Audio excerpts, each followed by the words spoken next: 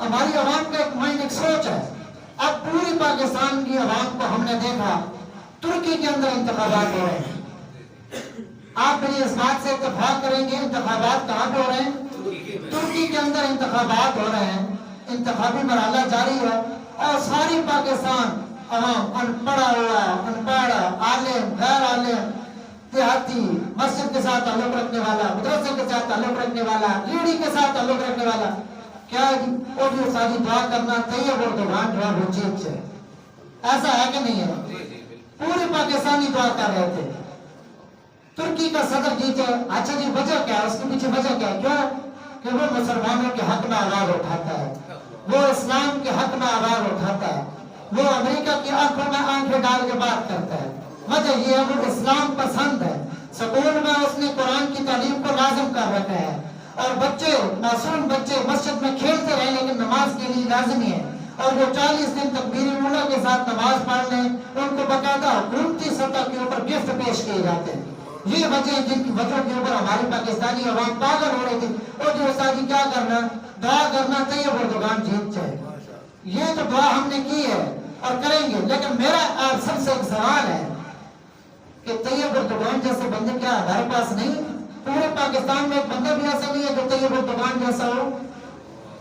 میرا سوال ہے کئی سارے لوگ موجود ہیں, مذہبی جماعتوں میں لوگ موجود ہیں. اگر میں جماعت اسلامی کا کہہ دوں تو آپ کہیں گے کہ ہم جماعت اسلامی والی مسجد میں بیٹھے, ہم نے کبھی ایسی بات کی نہیں, ہم نے تو کبھی ایسی بات نہیں کی. لیکن آپ ہی کا سپریم کورٹ آپ ہی کے ادارے علیہ اعلان کہتے ہیں کہ اگر کوئی امانت دار ہے تو صراط الحق ہے, تو پھر میں کیا کروں؟ تو میں یہ عرض کرنا چاہتا ہوں آپ جس مذہبی جماعت کے قائد کو چاہتے ہیں آپ سپورٹ کریں, جس کو آپ چاہتے ہیں.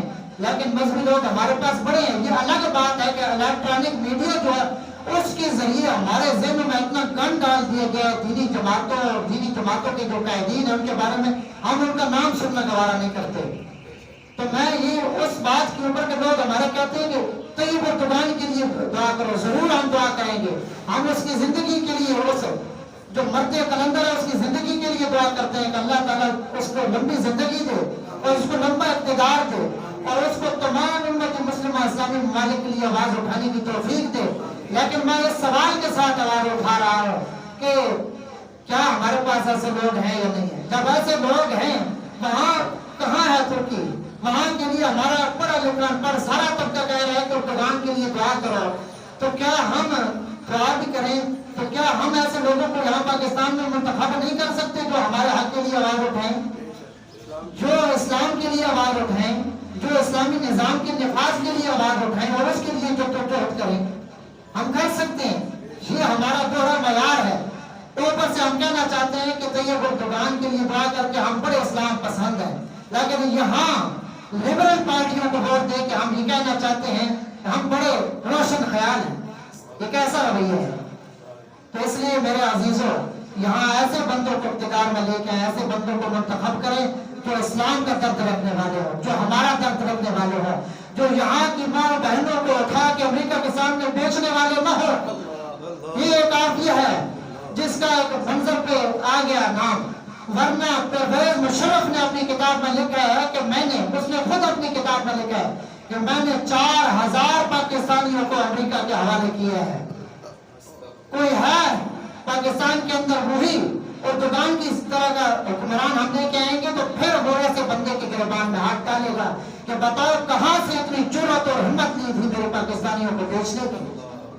بتاؤ انصاف کی کٹارے میں ایسے لوگوں کو اس طرح کا بندہ لے کے آئے گا.